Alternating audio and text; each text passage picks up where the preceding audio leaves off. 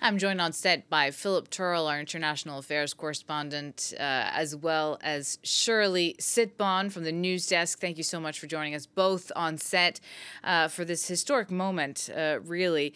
Philip, tell us, before we get into what all this means, what is your reading of this attack? Was it a measured attack? Was it in proportion to the one that Iran had blamed on Israel on April 1st in Syria, or is this something that's really a provocation?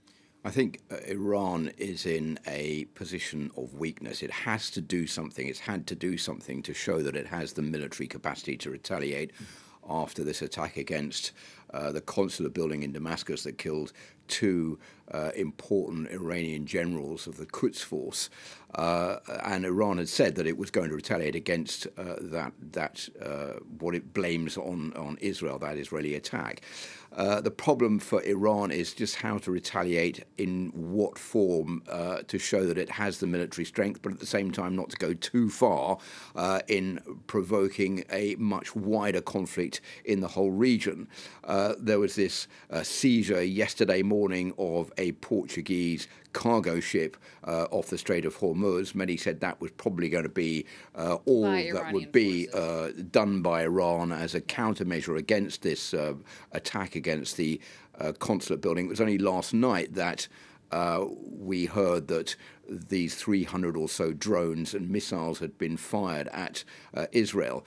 Now, you have to remember that Iran is a military dwarf compared to Israel, so there is no way that it would be able to fight off a military attack by Israel into Iran. So they are really playing with fire by launching this attack for the first time from Iranian territory into Israel, probably in the notion that because Israel has the capacity to shoot down all of these drones and missiles, that there will be no damage to Israeli territory. It's a warning sign. Yes, Iran is here.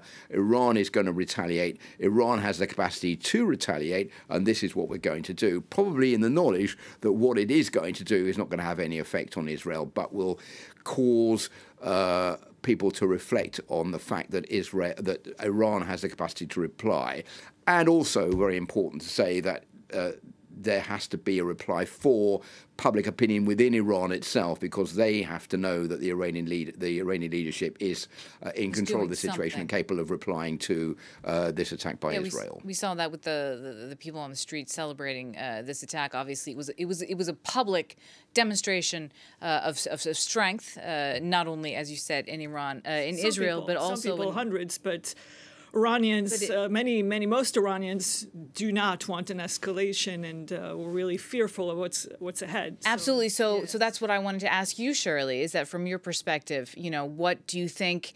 You were saying that this had no consequence, that only one person was injured, and it was not even directly by an Iranian missile, that there was mostly a little bit of material damage, not much, but does this mean that is this an excuse for Israel to attack now Iran directly? What's going to happen? Well, it's interesting because you have a real division, I guess, on both sides. And it's true that the Iranians, when they launched this big attack, they wanted to show a lot of power, and they were counting on the Israelis, the Americans, and all their allies to stop this, to block this. So they're showing strength, and they did show strength, but they know that actually what's happening on the ground, it's maybe not enough for a real retaliation. And that was the whole discussion even before the attack. The Israelis saying we have a whole series of potential responses. We'll see what the scope of the damage will be, because it's not, they were saying even before these attacks, it's not what the Iranians will attempt that will count, but what will actually happen on the ground, which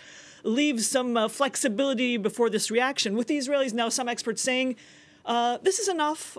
We managed to intercept 99%. This is, it's still a show of strength. We've showed Iran that we're stronger than them, that we're the ones that are in a dominant position here. Exactly. Because we've been able to push back this attack. Exactly. We have this technical superiority. And also... and the allies, of course, that help with that. Yes, exactly. There's this alliance that is, rekindled, that is being strengthened now.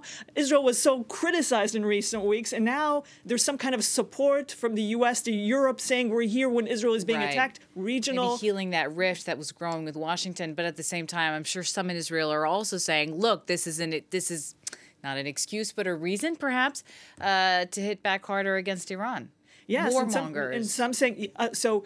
To hit back not too hard because they don't want an escalation. So they're saying this attack is still a first, and it's still pretty massive, even though it was intercepted. So we do need to react. And some experts saying we can't just stop here because a victory is not defense is not a victory. A victory is victory on the ground. So we need to react. But what will be the appropriate retaliation? It's the same question as Iran was having just a few days ago. Exactly. Or hours ago, really. The Iranians, they took more than 2 weeks to react. So now the Israelis maybe have some time to consult and to think this over. Yeah. With many people saying you have to be extremely cautious, especially the Americans and also the regional countries. So that it's a difficult situation. What we have seen here is an end, I think, of the proxy war that we've seen for years between Iran and Israel, where Iran has always denied any involvement in trying to destabilize Israel, although it has never admitted that Israel has the right to exist. It also has its proxies. But the proxies being Hezbollah in northern Lebanon,